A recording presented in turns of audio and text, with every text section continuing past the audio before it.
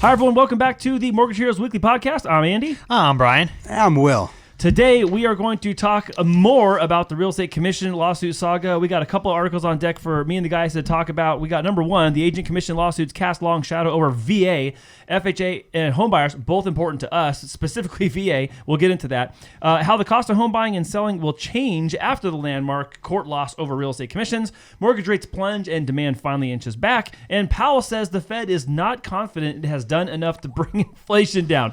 Surprise, not surprise. Uncle Powell.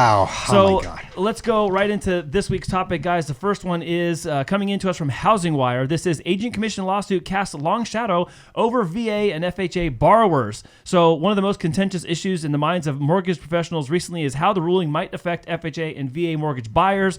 Let's start talking about that right now, guys. We have a ton of VA buyers. We need to talk specifically first about some of the technicalities regarding this, what that means for VA, what it could mean, and also let's then bring some positivity to it and what we think will happen because of that. So what's positive? What's really positive about this, right? I have an answer. I'm going to come back to it, but tell me. Rebuttal it, right? But here's the thing. Like, we're thinking this thing, a lot of people are for it, and there's a lot of people that are against it. Mm-hmm. You know, I happen to be one of these people that I'm against this, what's happening, especially with this whole affordability crisis, right? VA and FHA. Well, guess, guys, VA, how much money do they put down for their down payment? Zero. You know, and a lot of times they have a hard time paying their closing cost. Yeah. And now to ask them to cover the buyer's representation, that's going to be pretty difficult to do. Right. And then again, we go with the FHA. Okay, so we got FHA, 3.5% down. A lot of our clients that are looking for FHA, they're also looking for down payment assistance. Right. And so the 3.5% might be what they have. Oh, but you know what's going to happen? I think they're going to get creative. Just like any type of financing has been creative, like the Cal FHA, I think they're going to have Cal FHA down payment assistance to pay your broker. Probably. Your buyer's agent. Who knows? But it's not going to be fair enough there for our veterans, right? Well, so here's the thing, and let's unsurface the fairness part or the fairness point of this is there is a limit to what a VA buyer can pay for closing costs and fees. That is 4%. So let's say that if they were now to put the buyer fee on their side of the fence, not on the seller's side from the seller's proceeds, that would exceed what VA buyers are allowed to have as closing costs. Mm-hmm. Now, right now, let's share with everybody a little bit.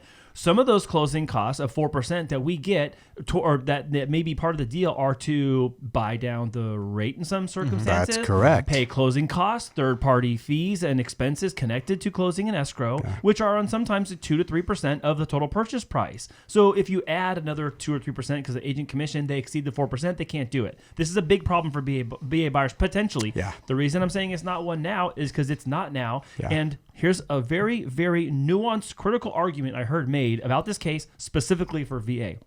It is this. When the person is buying the house at $500,000 and the seller is paying the commission for both sides, that's already baked into the price. The buyer is the one that is getting the VA loan for $500,000 at 100% financing. They are already paying for it. Correct. Because it's in the price. It's not that they're paying $500,000 and on the side paying the commission. It's already in there. So I think there is a way through this.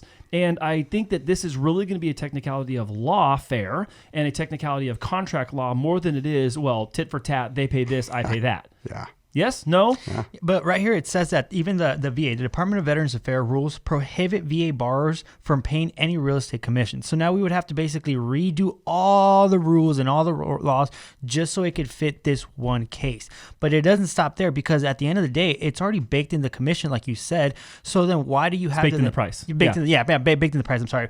It's already baked in the price. So then why do you have to then again go and charge for another fee if it's already basically well, then it opens up the argument. Okay, fine. You can have a 3% commission on $500,000. That's $15,000. Fine. Then reduce the price by $15,000. Yeah. Okay, seller, you want to reduce your price by $15,000 and I'll pay my own closing costs? What are sellers going to say? It's net no different. Yeah. Maybe they do, maybe they don't. So I think that there's a level of this where it's not just case by case. It's going to be type by type. Yeah. Because there's an FHA case to be made here too. Again, let's go FHA. Yeah. $500,000 purchase price. They're going to put 3.5% down. Well, guess what? If they're buying it for $500,000, even if they're bringing 3.5% down, the price currently includes the commission for the selling agent and the buying agent. Yeah. I don't understand this. What is really going on? No. I think they're just trying to take control, more control and take away, how to say it, accessibility for the buyer to, be free to do whatever they want. But at the same time, they said it's already a free market. But that's what they're arguing, that it isn't a free market, and they want to basically put it out to be a free market. But then I'm like, wait, don't you get to choose who you work with? Don't you sign what it is that you're agreeing to? Pick what house you Aren't you offer already on? knowing what house you want to buy? And if the agent says, hey, you should buy this one, you could tell them to go F off because, hey, I really like this one.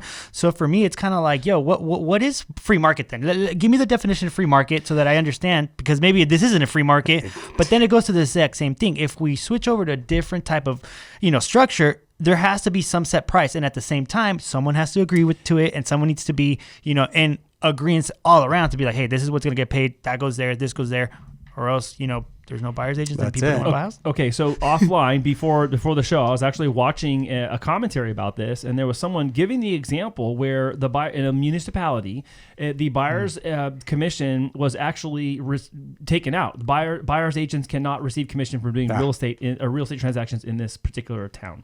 And what they found was that sellers would still like to put a commission in for a buying agent so that they would have more visibility for their listing.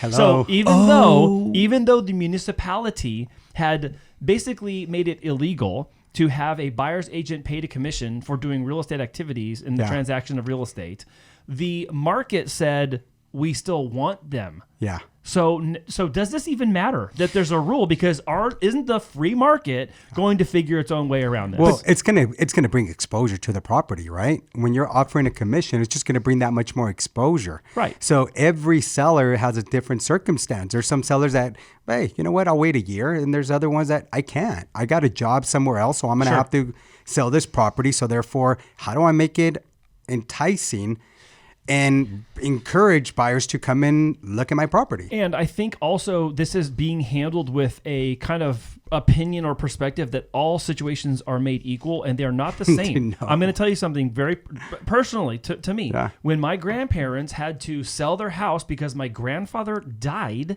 and my grandmother had Alzheimer's, she was not in a position where she was the one making the decisions. The family needed the help of an agent to sell the house and was happy to pay a buyer's agent to help promote to bring a buyer to the house. Yeah. So yes, that's a one nuanced situation. The majority of homes are people buying a regular piece of residential real estate. It's the first one. It's not a sale because of a death or anything like that. But the idea that we could just broadly treat this class action lawsuit for every situation, it's going to have a variety of impacts, and they will not all be the same. Some will be more heavy and detrimental than others. Oh, yeah. So let's look at it on the flip side. So if owners still want to give a commission to buyers, then what if the listing agent is the one that's kind of like the odd one out here, because they're the one that, quote unquote, set that price? But then if you take away the listing agent and now the seller carries out the transaction, they can still incentivize a buyer's agent to, hey, bring me somebody, because, quote unquote, what does the listing agent do for you? They take out the contracts and make sure that you have all the right people, sending the offers, that they're qualified. But at the same time, it goes back to if the seller of the house is savvy and he's okay with doing all that stuff, then okay, great, sell it on your own. But if not, goes back to, if you're not an expert and you don't read contracts all the time, or you don't have a general idea of how this works, then you do need the agent, because then you can get screwed over. You can have somebody offer bad terms and you're like, yeah, this looks great, and then still not sell your house. So I think it's a case by case, and we've always said this, real estate is not a one size fits all. So therefore you can't generalize everybody's transaction under one type of, rule or one type of way of doing things. Yeah, and here's the other thing I'd say too is even if you flip the reverse the roles, the free market's going to figure out a way to fix it. But here's the other deal. Let's go back to the case of a $500,000 sale. Let's say that the buyer's agent is not going to be able to be compensated from the sale of the house at $500,000. Well, that would be a $15,000 commission. Just sell the house for $515,000. Hello. And then the seller can pay him outside. Mm-hmm. And the seller can pay the buyer's agent somehow. And then if that's still not permitted and that's still made illegal or whatever, some other solution is going to show up. Is this going to go to attorneys? Are we just going to use real estate attorneys to close transactions now? Are we only going to use escrow officers? Are we going to cross-train them and all the same rules and regulations and all the commitments of professional practice that realtors are held to? I mean, there's a lot of other things going on than just this, and I think part of what is happening is that the fintech companies are hoping that there will be a technological solution to fill the vacancy and void of buyers agents, but that does not necessarily mean that all the experience shows up like the person does with agency experience, hundreds or in your case thousands of transactions experience. That matters. Yeah. So when a company needs to basically free up capital, they start letting go people, or they save money, they start letting go of people. Of course. So I feel that as a whole, they're probably looking at this, hey, well, if we get rid of the buyers, or we get rid of the agents, or minimize the commissions, maybe that somehow will alleviate the market and bring prices down, or cool some sort of craziness in this market, when in reality, the people on the ground are the ones that move the market, the ones that make the sales go to where they need to be to, because of the fact that, hey, if this house isn't selling, then hey, you need someone to give it exposure. That person has a big book of people that he does business with. So it gives you more opportunities to be able to sell it. So, I mean, I think it depends on what market you're at. Like if you're in a small market and the 100 people that are in your market, you might not need an agent. But if you're in a big metropolis, like here in San Diego, then chances are you're going to need somebody to help you out, because there's just too much people. Yeah. Yeah. So something else I want to talk to you guys about in relation to this, there's articles focusing mostly on FHA and VA, but here's the case with those two. There have been circumstances where the agents had to come to terms and go, you know what, these people are short by $1,500 to close. It's easier to just close. Let's have it. We both make commission reductions and send those to escrow. We both take a little bit of hit on the commission.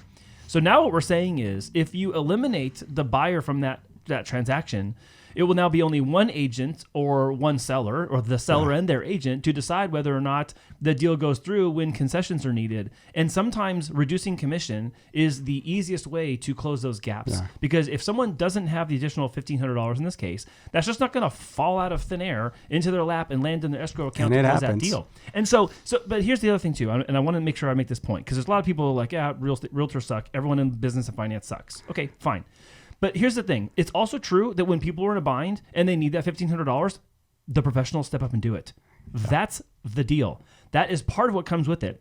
And when you hire the right person, that comes with that person too. Yes or no? Yeah, 100%. Of course. You sign. How many times have you done a deal like that where someone needed the money and you're like, hey, you know what? I'll take a haircut so that this person can get their keys and move in. It happens quite a bit. And, we need the proper representation. And I think what they're trying to do is, when we were talking, Andy, and you're saying buyers, we mean a buyer's agent. Yes, correct? Thank you. Yep. That's what we're discussing here. A buyer's agent is crucial. When you have a listing agent representing both sides, who's the best interest that a seller's gonna, that listing agent's gonna have? Sellers. Best interest. The best thing, like if I'm gonna go buy a vehicle, right? I'm not a mechanic. I will take my own mechanic. Obviously, in this case, I would pay for the time, but it all depends, because then it'll give me negotiating power with the seller when they're selling that vehicle, for me to negotiate the best price as well. Yeah. And so that serves similar purpose when you're purchasing a home, where you're going to, your fiduciary duty is to make sure that the buyer's getting the best, paying top dollar for the best property if they're going to pay that top dollar. Do that home inspection, encourage them that you got to look at all these other things. Now that's an extra set of eyes that's working as your fiduciary. Yeah. To make sure that you're getting that property. Yeah. And that's what kind of gets scary, And I'm sure they've tried it many years back where it's just one listing agent represent both sides. But I'm sure the reason why they came with both sides is because, hey, we found it that it's going to not be as feasible for just a listing agent to represent both sides. Yeah. So, who knows what's going to happen with this? It's just crazy again. And I think right now, that we're in such a state in our economy that affordability is not there, right? Mm-hmm. And we saw how much money a buyer has to make now in this time of day, to afford a home. They have to be making 62, I think it was, Brian, more to afford a property. 62% more. 60%, 62% more. It's just crazy. And now we're asking them to come up with more money. This is crazy. So I think in the end, guys, this is, like the article states, it's going to be years before there's any resolution. Yeah. So I know we're talking about it because it's in the immediate, it's happening right now. But here's the deal: there's countersuits that are going to happen, and then of course there's the spillover effects. Well, what else is this going to cause ripple effects throughout real estate and other associated rules? Because it's like there's layers of rules. There's the local, the municipal, state, then there's federal. So all that's going to have to get done once this is all settled, and it is going to take time. So even though we're talking about this at the end of 2023, this will not even be settled. I would be very, very surprised if this was settled in 24. Yeah. I'm guessing it won't be till 25 or 26. And here it is. This lawsuit was for 1.7. There's a new one that's coming up. 1.8 billion, right? That's 1.8 billion. This is the one. This is the Sitzer and Burnett. Oh yes, I'm sorry. You're talking about the other one. I'm sorry. You're talking about the new one. I think it's the Gibson. For 200 billion. Like, this is just crazy. Everything's just kind of getting a little out of control. Opening it up for all over the nation to be able to basically, me too. Yeah, me too. I was part of that. So it's like these attorneys just. I don't know what it's frustrating. I don't know what the recovery effort on that would even look like. But okay. Exactly. I feel like if you're good at what you do and your clients see the value and you condition them to focus on result-based, results, then if you do your job, the value of what you cost doesn't matter if you're over exceeding what you give to your clients. For example, you charge 6%, but if you sell their house for over asking price that will cover that 6%, did they not earn their commission? Did they not do their job? They oversold it and then made their money, quote unquote, earned it, and then made the seller some increase. Or you could do it yourself and lose money. Yeah. Well, more on this one as we go, but the next article kind of dovetails into this, guys, and maybe we'll make a shorter pit stop. Oh wait, there's more. The next one is from CNBC, and it's how the cost of home buying and selling will change after landmark court loss over real estate commissions. The recent $1.8 billion jury verdict against the National Association of Realtors and several top brokerage firms highlights mounting legal and marketing pressures on real estate commissions. So a recent analysis report estimated that the $100 billion paid in real estate commissions actually could be cut by 30%, with as many as 1.6 million agents losing their source of income. So quick math, going from $100 billion down to $700 million, 30% is a huge haircut. $700 million is still a lot of money. So there's still clearly going to be a lot of money circulating in the system. Yeah. Is this a case to be made for seeing an increase of double-ending deals? Of course. Yes, maybe. Yes. Okay. Well, okay. The argument I make is if you're the listing agent and right now the consumers know that, hey, 6%, oh my God, they're charging 6%, they're making all this money. But now if you're the listing agent and you just flip the script and say, freak it, I'm just going to do a 4% for this listing. And then the buyer's agent could get a 2 and I could get a 2, or they could get a 1 and I could get a 3, whatever you want to do it. But I think if the listing agents get smart enough, then they could kind of pivot. But at the same time, it goes back to know your value, know what you're worth. And if you're 6% and you could back that up, stick to it. Yeah, exactly. Yeah, exactly. And I think that in that case, even they might even reduce it by some. It could be 5. And again, they keep throwing this 6% number like it's some average. It's not. You the choose. Average. The average is actually less than 6%. Yeah, it's been 5% for a long time. And then they say each side gets 3%. I'm like, no. That's not how it goes either. No, there's 4 and 2. There's 3.5 and 1.5 and a 5 deal. Yeah. I mean, there's all sorts of stuff. But the thing is that, in this conversation, this will ultimately end up costing people more. Mm-hmm. We recently had a conversation with someone who works in real estate law, and one of the points that he made in the conversation that we had with him was that the more these things continue, and it was an unrelated topic, by the way. It was. But he was saying that the more that the laws change and the rules and the allowance for certain lawsuits change, it ends up making things more expensive for the consumer. And it just reroutes money from a place it was going to a new place. Correct. And it's really hard in this situation to see that it would be any different. And he also said, who takes most advantage of this? The lawyers. Oh wait, no. Businesses and corporations. And he Exactly. said that unfortunately in the situation he was talking about, unrelated to agent commissions, but related to real estate, still was this, is that there are people who are unscrupulous that swoop in and take advantage of the situation. Oh, I'm so sorry. There aren't buyer's agents anymore. I'm an attorney. I'll represent you for 3%. Just have the seller go ahead and write it in the contract. And then in escrow, they can pay me afterwards. Yeah. So here's the deal. Whether you call it a realtor or you have a real estate attorney do the transaction, buyers for the most part are probably going to end up paying for this. Yeah. It's hard to see that it will be any other way. No, buyers, wait a minute. The consumer, the buyers, the sellers, they're all paying gonna for pay this. for it. Yeah, Yeah, of course. They're you're all right. paying You're right. for this. You're right. Who's going to take advantage of all of this stuff that's loving us, all the fintech? They're like loving this. Yeah, right now. Redfin, Zillow. You they're know, like, yeah, BlackRock, that they're already saying that they're going to be, taking possession of most of the properties by 62%. Yeah. Like, this is just crazy, guys. Well, think about it. Let's say I want to go buy $1 million place right now, and I'm like, hey, I don't need agency. I automatically want that's 3%. I don't need to represent me. That's a $30,000 haircut for them That's already. it. Fine, I'm not Easy. going to offer you $1 million. Give me $970 because I don't need the commission baked in. Yeah, Like, exactly. there's leverage in that. Because I mean, at the end of the day, they're talking about affordability, but then you have to make 60+% more income, and then on top of that, maybe forecast 2 to 3%. How is this helping anybody get more affordability? I tell you what, guys, I'm gonna circle here. Jury, a recent jury verdict against the National don't know anything. Association of Realtors and large residential brokerages could upend residential real estate industry. A jury. We relied on a jury. So- Let's say the jury was made up of entrepreneurs. Do you think something like this would have happened? Well, probably not. And also, I would argue that let's go ahead and get a jury together for the commissions paid on watches and on cars and on shoes and Lawyers on anything. court cases like these that Like, taking yeah, 30%, yeah. which is $800 million. Isn't that a funny point? What? I was like, and then he's back for more after? Have you just filed more lawsuits? this video Brian More sent commission, us, please. And it's the agent is on CNBC arguing with the host Crazy. about agent commissions when he just got a 30% payday Commission. on the settlement. So he's completely like unaware, no self-awareness at all, going that agents are the problem. While guys- this fool made 30%. You guys of can't the have settlement. 6 because I need 30.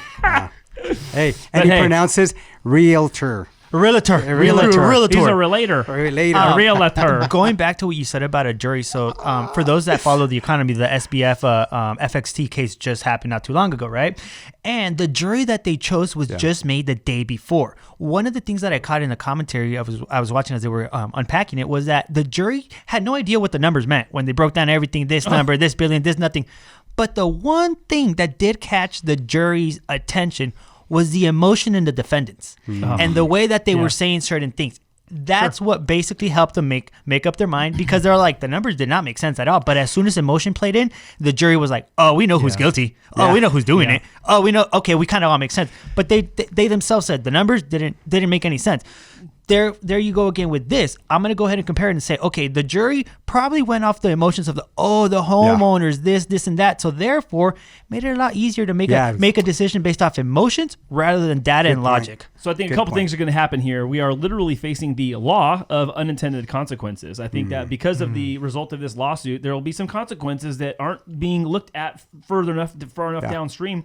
Some of them is going to be maybe loss of representation for buyers or rerouting of commissions to someone else that buyers are going to compensate or sellers going to compensate one way or another. Yeah. I think we are going to see a little bit more double-ending deals, which means only one agent is going to stand in between the buyers and the sellers. That is always difficult, traditionally difficult, maybe less expensive in some cases. But I also know that what is coming is that the fintech companies are going to make their move. This is their opening that they needed to make their move. So you have Glenn Kelman, the CEO of the tech-led real estate brokerage Redfin, saying this. In the weeks leading up to the verdict, the National Association of Realtors already updated its guidelines to let agents list homes for sale that don't offer a commission to the buyer's agent.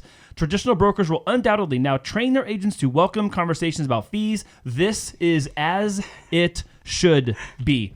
Yeah. Stated by It's someone just who crazy. is not operating a brokerage with a brokerage a brokerage with Hey, you're like the other attorney. Yeah, realtor. Realtor. So of course he says this. But that's what kind of is unfortunate, the fact that, the people that are in the industry, the people that do this day in, day out, that have been here for years, that know how it actually works, it takes somebody from an outside, industry to say, hey, you guys are doing it wrong. But they themselves have never operated within our industry to know how things work. Yep. It's like if we go over to the attorneys industry and say, hey, yo, you guys can't make 30% of the, of the settlements because, like, what the heck? The people, the defendants are, what the heck? It's going back in the years ago when the Bank of America, the Wells Fargo, they were trying to get rid of us loan officers. Yeah. Because we're a thorn. Believe it or not, since we're out there in the trenches and we're part of the community, we have the tendency of building a stronger relationship. That's right. Where banks don't have that. And the consumers are more like, oh, it's a bank. If I don't have a suit, I'm going to go in front of a suit and tie. I just kind of like, and it goes with the whole emotion like you talked about with the juries, And so in this case, realtors are a thorn to a lot of, and if you look at the losses that, Zillow took in 21, 22, you're starting to look at all this. How are they looking to replenish those losses? Yeah, this is a perfect opportunity for them. It's a perfect and storm. That's why, earlier I mentioned there's some in favor and there's some against it. I'm against it. You already know who's in favor. Yeah. And that's going to be the big corporations, the big fintechs, because they're going to make sure they continue to take advantage of the consunger. Who are they going to go see all the houses if they don't have a buyer's agent? Yeah. Well, they're going to make up some solution. But And again, this is my opinion, but that's why there's being, I know I'm going to go way in a different way, right? But there's robots being made and all that. Maybe they're going to show the homes. But they're not going to make. Yeah, they're not going to restrict. Alexa's going to open the door. They're going to allow access. It's who's going to negotiate on your behalf. Who knows what's actually going on in the neighborhood? Who actually knows the home you're looking at? Who knows listing agent. Who knows what to point out and look at for the buyer side though? To represent the buyer's best agent. I know. The listing agent. Yeah. Everyone go blind homes. I think ultimately when this is going to be, when the dust all settles, we're going to see less choices. Yeah. You're going to see less choices for consumers. You're going to see like more consolidation of power. That's always happens. There's always, when a bank fails, guess what? Some of the bank absorbs them, but the government basically funds it. Someone else, they can buy it. And I think you're just going to see that there's going to be more cost and less choices. Yeah. Yep. And Andy, here, I don't mean to sound negative with everything that's going on. This is just the facts of stuff that's going on. When it becomes effective, we don't know that. I'm just glad that it's getting appealed, that hopefully it could delay all these things. But this is what's really happening out there right now. Yeah. It just almost feels like we're no longer in control of anything. No, there's more regulation coming, guys. I mean, this is a huge regulation. It's going to take years to go down the pipe and actually hit us for what we have to change. But the fact that NAR is already changing their terminology and saying these things already is, it's almost like them just rolling over and going, oh yeah, we're going to have this countersuit, but also change the language now. Okay, come on. The first thing that you said right now, you roll over, I feel like a puppy, like, oh, and yeah, they just rub your belly. So they'll tell you what you want to hear a little bit. God. Like, oh, it's going to be good. It's like everybody just comes down and we wag our toe and then it's over, Yeah. It's like, that's what they want us to do, roll over. Exactly. Yeah. All right, guys. Well, let's bring the conversation back into our camp. Let's talk about mortgage rates. So mortgage rates plunge. Yay! I love how they say that. Plunge. Plunge. Yeah. Mortgage rates plunge and demand finally inches back. This is from CNBC. The average contract interest rate for a 30-year fixed rate mortgage with conforming loan balance decreased last week to 7.61 from 7.86. Call them up. And applications to refinance increased 2% for the week and were 7% lower than the year prior. But look, there's a little bit of thawing, but I said a Monday Mortgage Minute last week. I'm like, no one's really shouting from the mountaintops. Hey, 8 is down to 7.5. 7.5 is down to 7.25. Do it. Yeah. So what I have to say about this is honestly, stop focusing on the headlines, because I saw last week many people you mean say, like we're doing? Yeah. but what I mean, taking them for what they actually, taking them for truth, because last week I saw so many articles, the Fed's done, no more, rates are going to get dropped. But then we see what data comes out and how the market performs this week. And I'm like, I called it every single time right before they raised. We have a drop and then only to get picked right back up. So they themselves have been saying it. I mean, you saw it in Jerome Powell's conversation this week. They're not confident in what they've done. They've done enough. I mean, they've done some, but not enough. Yeah. It's just remember, the earlier analogy that I use is when you're in a boat and there's a hole and you plug that hole. And then it's like, oh, dang, now I got to plug that one because another one opened up. And I just think that right now, our Uncle Pow Pow is running out of that that tape and What's put that, in areas. What's that stuff called? Flex Seal. Is Yeah. Remember the Flex Seal commercial? He's a good one. He's Flex Sealing the economy.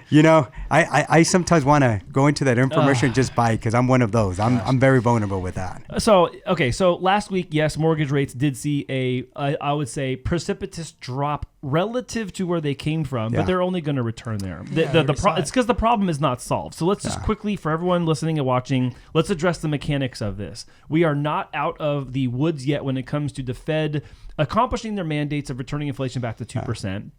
And restoring monetary price stability. And so until those things happen, they have to continue echoing the things they've been telling us for months and quarters on end, which is rates are going to have to stay higher for longer. Mm-hmm. So we need to all be prepared that rates are going to be higher for longer because they are literally telling us. So if we are to believe them, and this is a case where I'd say we should, because we see that rates are staying higher for longer, they're also saying it. That's 2 for 2. Yeah. It's not a case where they're saying one thing and the other's happening. Yeah. That's another topic. But this is not that case. Yeah. Rates are going to remain here for a while. Okay. So if you had to take a wild guess right now, Andy, how long do you think these going to, when you're saying rates for longer, what are you talking about? March of next year? June? Like, where are you at? No, I honestly think we're not going to see any rate change from the Fed until Q3. And if they do, it's going to be due to unspoken political pressure coming right into the election season. And I asked that just so we can all have an idea, because I want to be like. And it has nothing to do with the economy. I mean, here's the thing: like, they're going to look at all these numbers. First of all, let's call a spade a spade. Yeah. They've been raising rates since March of 2022, and right now they're still saying, now 20 months later, we are still not yet seeing the effects and the lagging effects after all this time. Yeah. So now after 20 months, you're trying to tell me that in like 3 or 4 or 6 or 7 months that it's going to be the way it's supposed to be? I don't think so. I know. It's going to take a long time, and I don't think that we're going to get out of 2024 getting back into the 5s in mortgage rates, because again, that then creates another problem where you have demand resurge. You're going to see prices stay higher or go up again, and that creates a whole different affordability issue even if prices go low. Rates can go low, but prices are going to go high again. I mean, let's think about that. If rates do go down, let's just say even to the 4s, what's going to happen out there right now? The market gets flooded. With no inventory. With no inventory, prices stay the same or stay elevated depending on what market you're at, and we go back to the same cycle that we've been in for some time. You know now. What's going to happen if rates go to 4? People that bought right now at 7 and 7.25 and 7, they're going to refinance, and they're going to save on their monthly payment. Yeah, and so here it is. Yeah. This is again, we get this like, oh my gosh, you guys, you'd be stupid to buy a house at this price at this at this rate. Okay, that's fine, but the person who did buy a house at this price is going to be the winner in the end, because let's say they bought a house at $900,000 at 7%. Okay, now if their rate becomes, let's say, 4 or 5, they're going to save on their monthly payment, and they'll have a house while you're out looking for one, bidding against 20 other people. And that $900,000 house is $1 million. How's that work out? Because $1 million plus. Again, if rates drop again and prices stabilize, it's going to price pressure higher. So that person also isn't going to have some cataclysmic fall on their home value. Yeah, I don't understand the argument. I think the argument only goes 2 inches deep in the argument. It doesn't actually see the whole breadth of the situation. Yeah, it's kind of like it's just. I don't know. It just almost feels like a catch-22. Do I buy now? Do I buy later? Like, it's just just crazy. It's just so much uncertainty out there that I can see why, new home buyers are just on the fence. It's what do I do? But I think it's because of the uncertainty that you don't know. But if like clients that we have, got them into the house this year. No. They understood what was happening. They understand the long-term commitment, and they have that long-term mentality where they're like, I know that if I hold on, it's going to be even more expensive down the line. And everybody's case is different. But one thing that I did research this week was back when I think Volcker was president. You're going all the way back? Damn, so that's check it out. Really when he was the Fed chair. Fed chair. So one of the things that I noticed, and they pulled up a graph, I don't know the exact years, but they were raising rates throughout that period of time. And they raised them up, and then they held them for a few months. They held them for a few months until they started seeing data kind of, unfold and whatnot. But then what happened was that the labor market started coming down. So then what did that signal the Fed to do? Okay, it's time to start cutting. As soon as they started cutting, it started going right back up, and unemployment, same thing followed. Yeah. So I similarly, and they put a graph of years past that they've been doing this, and same thing is happening right now, where they have to hold where they're at if they want to see the results that we're looking for. And the more that we hold, the more pain there is, but in the long term, as a whole, we're looking for that solution. Exactly. And if we go right back to the easy solution, easy way out, our problem's just going to be even worse than what we're just experiencing right now. Problems. Yeah, it's just crazy. One of the things that I found interesting to kind of piggyback off of that the affordability. 39 years. 39-year low. Yep. 39. Like, Will, what was 39 years ago? Wait. 1980, I already know you weren't even born. I wasn't, that's why. But I do know, just because Michael Jordan is one of my favorite athletes, I'm sure it's one of your favorite athletes. He was drafted. That was the year he was drafted, which is 1984. Hey, I think income's and income's still the same. But wait a minute. I was 12 years old. I was 12, you know what I mean? And I had one of those haircuts that my mom used to put a bowl on my head and just kind of cut it like this. I was a little long. Wow. They used to confuse me with my sister if we were twins. Hey. Put it that way. Gross. Ew. Yeah. They don't mean it that way. I was actually the cuter side of it, you know? Oh, my God. All right, anyways, next topic, please. But, well, 84, you were, I was 5. Jesus. Yeah. I was That's when breakdancing was on, you know, we were wearing the freaking bandanas, Cavaricis and stuff. It's crazy to even think about that. I don't know what they're saying, Kaylin. You saying For everyone watching the show at this part, well, we're talking about rates and all They this. just gave and up we're their talking age. about mortgages. I want you to go back an episode or two, and I want you to start listening and watching the solutions that Will and Brian have brought to the show, where people are actually still getting in real estate right now. They're winning in real estate right now. They're using their equity if they have it. They are doing a cash out in some situations, because even though it may sound crazy on the surface, for some people, the cash out has actually become a net positive for them in their cash flow every single month. Even if it looks ugly on the surface, it's alleviating something pressure point over here. So if you're watching this part right now, and you're like, these guys are crazy, they're nuts, they're just selling for the home team, go back and listen to the situations we've been talking about, where people are actually saving money, like $1,200, $1,300 a month, because they're clearing other debts in their life. So sorry, not sorry. Yeah, listen, an equity line of credit and stuff like that is going to be bad if you're going to go buy groceries with it. No, then yeah, you're no, doing no. it for the wrong reason, right? But if you have something there, just, hey, I have this equity that's in my home right now that I can count on. How do I just put that there and not incur any monthly payments? Like, there is such a thing of a home equity line of credit that works like a credit card. That money is there in case you need to use it for an investment, to get out of a bind, so that you don't lose your home, and that it gives you that extra cushion for you to survive rainy days, you know? And what I will say, to follow up on that is, before you look into taking a loan, digging into your 401k, digging into your, IRA or whatever, make sure you run the numbers on your equity. Why? Because you're going to come to find that you're going to save a lot more money, like William was saying, because once you start digging into the other accounts, you pay for pre-tax for taking it out early. You start paying for all these other fees that you didn't have to, because of the fact that money's supposed to stay away. But your house, you've been paying it every month. You've been living in it for a couple of years now. And then thank you to you and your family that made that sacrifice. Now you have an asset that's willing to work for you if you needed to. And you don't have to go dig into the things that are meant for a later time in life. So my advice is, look into your equity before you look into anywhere else for help. And remember, a loan is not considered income. There's a misconception of people that think, a loan, so do I have to report that in my income? Of course not. It's a loan. Nope. Yeah, it's not reportable income. a loan. Nope. It's not earned income. So Nope. Great job, guys. Okay, last article for this show. Powell says the Fed is, quote, not confident. I repeat, not confident. Of course. It has done enough to bring inflation down. I get beat up a lot in the comments sometimes about I'm just being negative and I don't know what I'm talking about, and you should have been alive at this other period in time when I wasn't alive and I didn't know, and I have to go back and research history and look at things like that. But look, man, here's straight from the article. Fed Chair Jerome Powell said he and his colleagues remain steadfast in getting policy in line with their 2% inflation goal, but, quote, we are not confident that we have achieved such a stance. He stressed the Fed nevertheless can be cautious, as the risks between doing too much and too little have come into closer balance.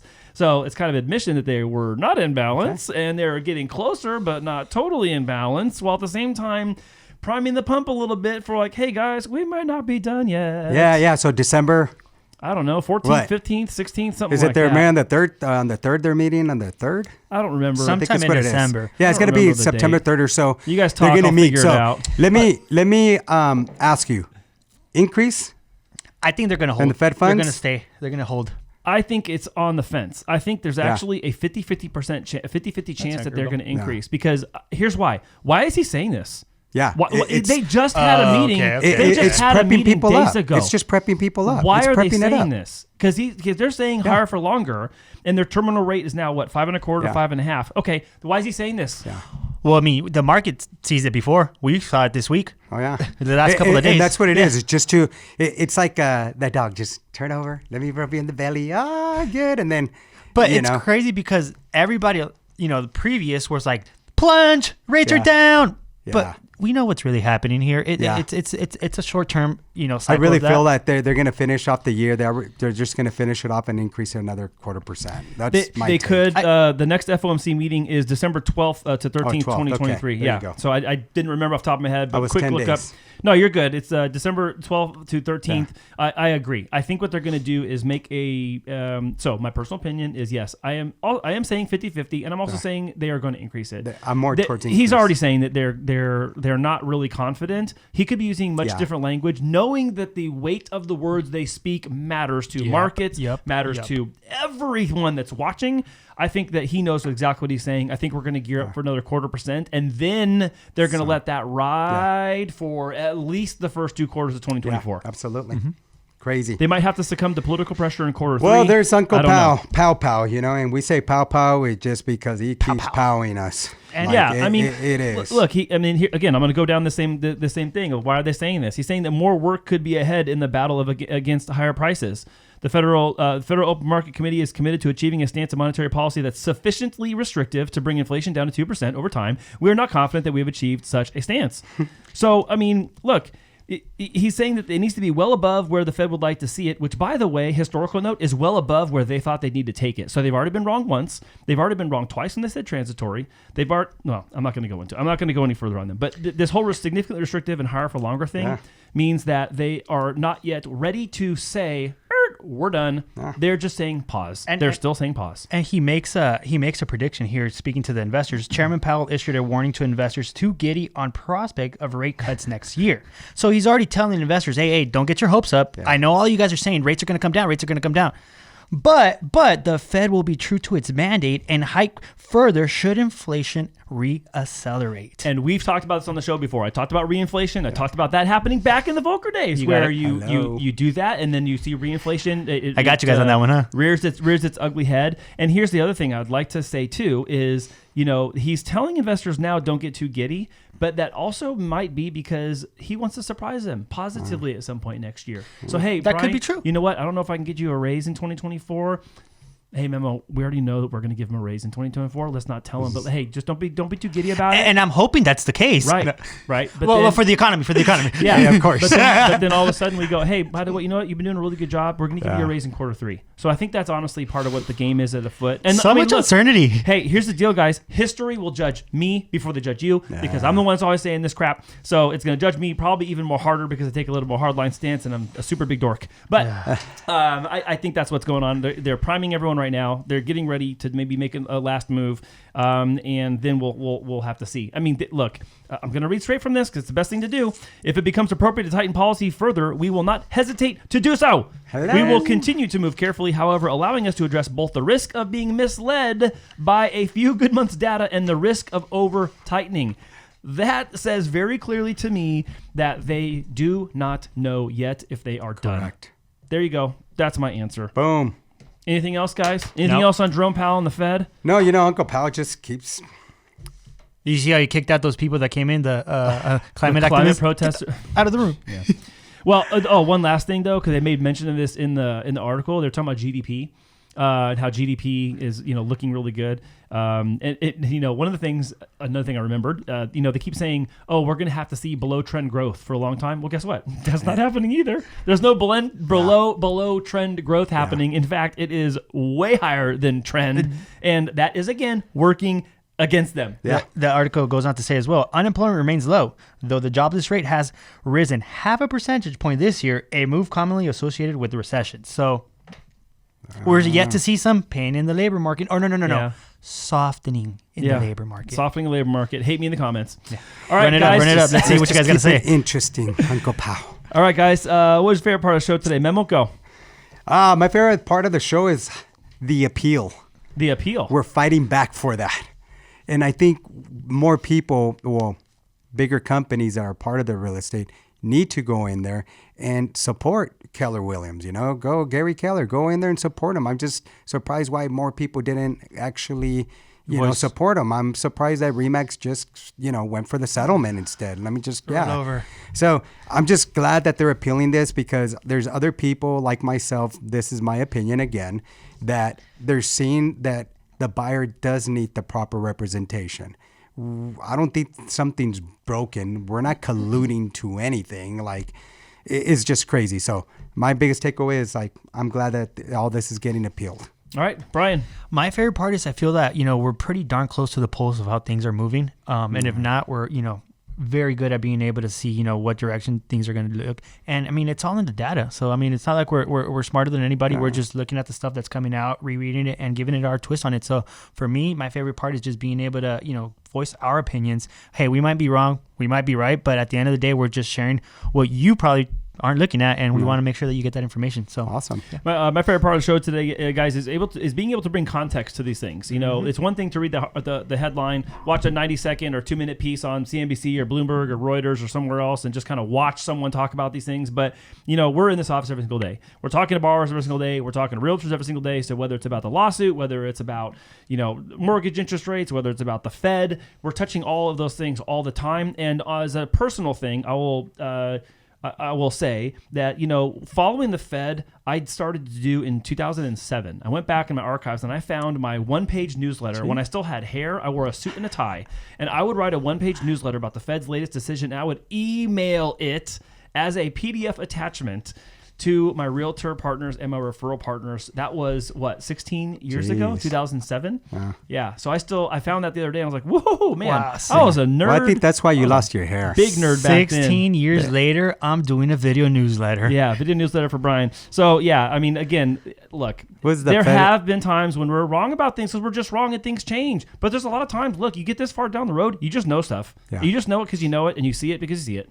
Yeah, yeah. So who was the Fed chairman at that point in time? Ben Bernanke. Yep. Oh, Ben Bernanke. Ben Bernanke. So is he the one that got you to lose your hair? Well, I thought it was your daughter's. No, it was. So it was part. It was part having a lot. It was part having kids, and it was also part the great financial collapse of 08 and 09. Yeah, Andy, I just had kids. The economy's collapsing. I love my hair. What do you mean? Well, as one of my friends told me the other day, he's like, hey, Andy, Andy's also saying, all this stuff changing around you. It's a good thing you're bald already. It's like, well, but now I'm balding on the inside. Oh, balding on the inside. Cute. Andy hit all the points where I'm going through in life right now, right before he lost his hair, and I'm like, wait, what? Now you're starting to stress. On his way.